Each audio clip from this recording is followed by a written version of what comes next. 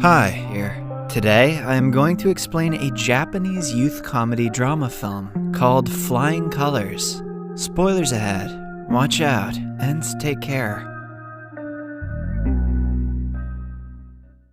Sayaka Kudo is in middle school, but has no friends. She is socially anxious and often bullied by her classmates. She has two younger siblings, brother Ryuta and sister Mayumi. Her father only focuses on Ryuta, who he thinks will one day become a baseball superstar. The sisters are often left alone with their mother, who takes great care of them. All of Sayaka's classmates have a dream in life. She, however, wants to do nothing. Because of her lack of ambition, she is not good at studies either. One day, Sayaka gets hit on the head with a ball in the playground. Her mother is called by the principal and told that they cannot teach someone like Sayaka in the school. The teachers think she is suffering from some kind of mental illness and needs to go to a special school.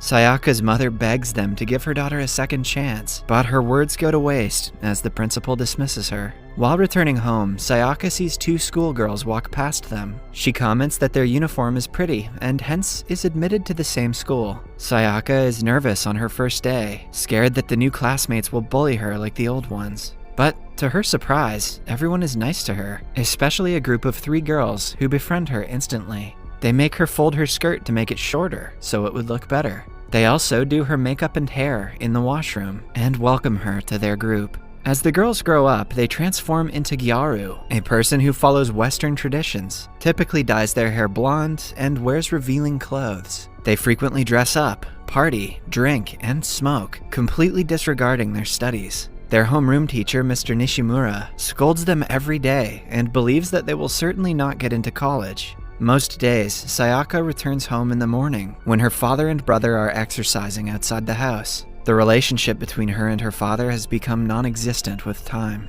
He only talks to her when he has to scold her, while she ignores him entirely. Her mother, however, is always on her side and supports her, even though she doesn't understand her lifestyle. Sayaka's life changes on the first day of sophomore year. That is when Mr. Nishimura discovers a hidden packet of cigarettes in her school bag. She is immediately sent to the principal's office to face the repercussions of her actions. Her mother is called and briefed about all of Sayaka's shenanigans. She begs the principal to let her daughter stay, arguing that the school's job is to teach its weakest students, not profit off the smartest ones. On her repeated request, they agree to let Sayaka off with a month of suspension.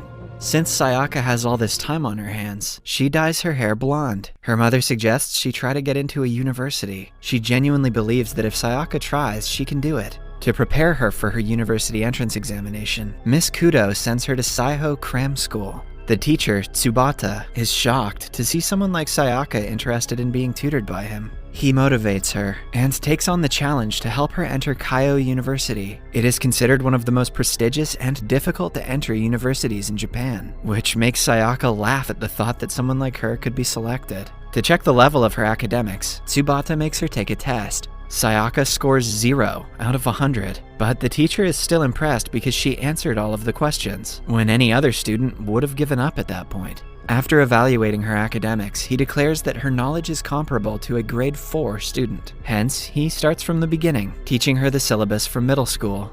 The next day, Sayaka goes to a restaurant with her friends, but studies the entire time. The girls are shocked, and happy at the same time, that she is working hard towards something. After studying in the cram school for a week, she scores 5 out of 100 for the first time. Tsubata is happy about the result, and urges her to work even harder. He is a great teacher to all of his students. He never makes them feel dumb for not knowing something, and does his best to keep their spirits up. However, with Sayaka, he struggles a lot because she doesn't even know simple things, like north is always opposite to south. Sayaka's father refuses to pay for her cram class because it's too expensive. Moreover, he doesn't believe that she can ever get into a university anyway. Her mother, on the other hand, is determined to work harder and pay for Sayaka's tuition. One day, while Sayaka is studying in the cram school, a mother drags her son Raiji inside. He is also a Gyaru, like Sayaka, and is uninterested in studying. Raiji's parents are lawyers and want him to take the same profession, but he is only interested in playing video games. Tsubata asks him if he knows what revenge play is. This piques Raiji's interest, and he starts to study hard to get into law school and teach his father a lesson. As days pass by, Sayaka makes significant progress, but Tsubata wants to accelerate it. Hence, he finds an interesting way to teach her. He makes her take off a layer of makeup for every wrong answer. He even promises to show the students an embarrassing picture from his childhood when Sayaka scores 100 in middle school's English test. Starting that day, Sayaka studies all the time and eventually gets a perfect score on the test. As promised, Tsubata shows them a picture from his childhood and tells them how he was an average student, which is why he wants to help them.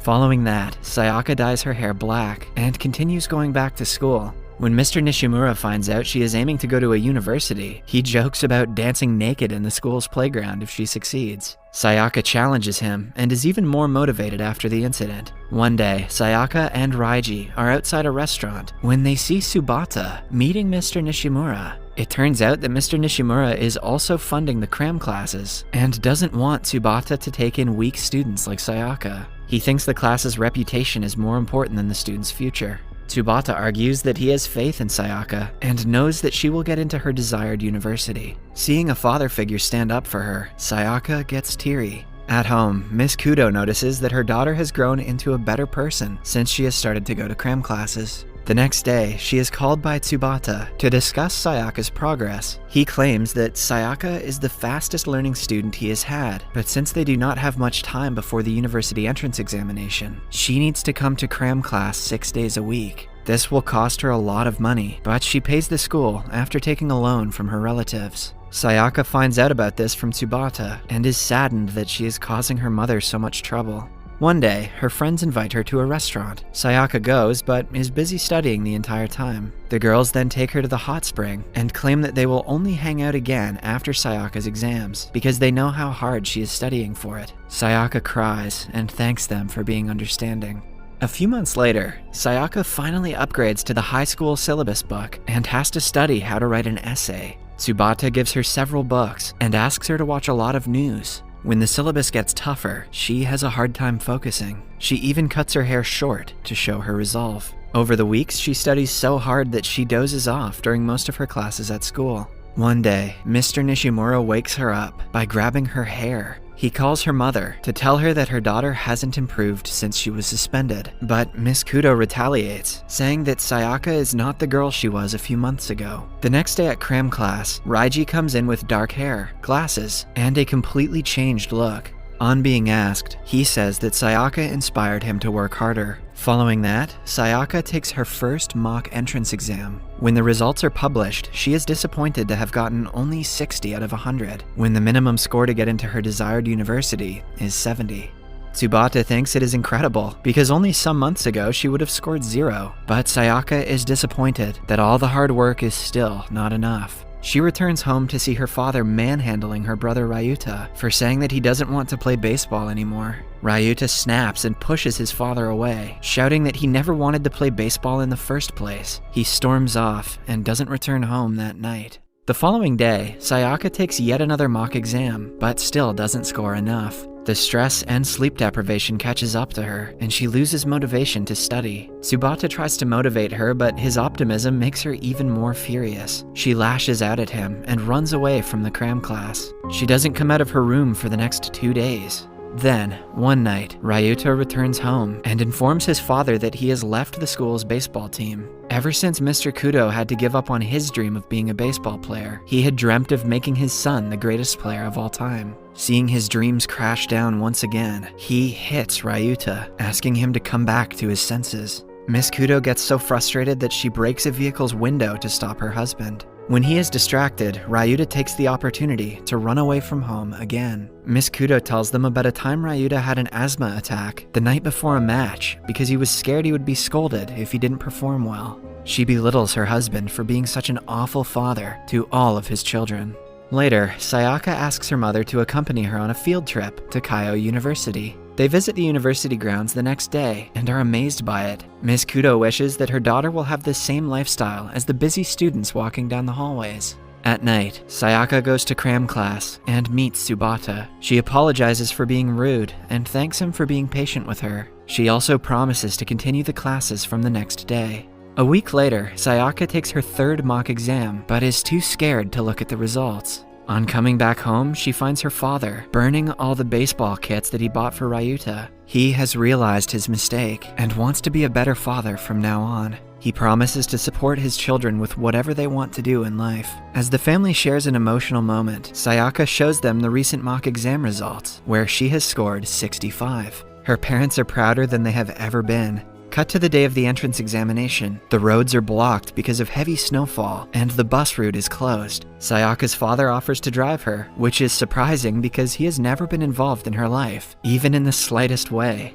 On their way, he asks her to do her best and not worry about the tuition fee because he has it managed. After dropping her off, he even cheers for his daughter for the first time in his life. Sayaka does her best on the test and returns home. Later that day, she goes to the cram class, declaring that it is her last day. She doesn't want to return to tell him the results, scared that she will disappoint him. She also makes Tsubata sign her dictionary, so he would always be there when she studies. Before leaving, she hands him a letter, thanking him for believing in her and making her who she is today. A few days later, she checks the result on the internet, only to find that she didn't pass. She calls Tsubata and tells him about the result. Tsubata doesn't give up and insists that they can appeal for her answer sheet to be rechecked under faculty policies. Sayaka gives up and doesn't apply for it, so Tsubata does it for her. For the next few days, she goes out with her friends every day, trying to live her old lifestyle, but no matter what she does, she cannot help but feel disappointed. Then, one day, she checks the results again, and to her surprise, sees that she has gotten into Keio University. She immediately cycles to the cram class and is out of breath when she meets Tsubata. When she tells him that she has been accepted, the entire class erupts into cheers. Both Tsubata and Sayaka can't help but bawl their eyes out. In the last montage, we see Mr. Nishimura naked on the school grounds, taking pictures with the girls as he had promised. Mr. Nishimura is going to jail. Sayaka leaves for college after wishing her parents farewell. Subscribe for more videos like this, turn on notifications, and leave a like to help the channel out. Thank you for watching.